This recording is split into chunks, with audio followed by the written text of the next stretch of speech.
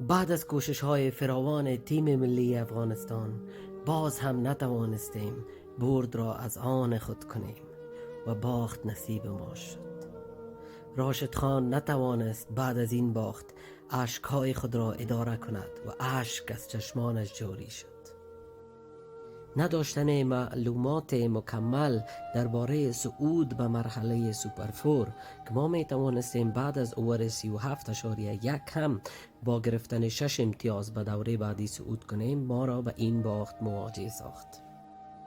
بعد از اوور 37.1 راشد خان مکمل اندوهگین شد و نتوانست بازی را ادامه بدهد و فضل حق فاروقی 3 توپ مهم آخر بازی را از دست داد. در این بازی پرهیجان ما هیچ کس را نمی توانیم مقصر گفت به غیر از قسمت ما.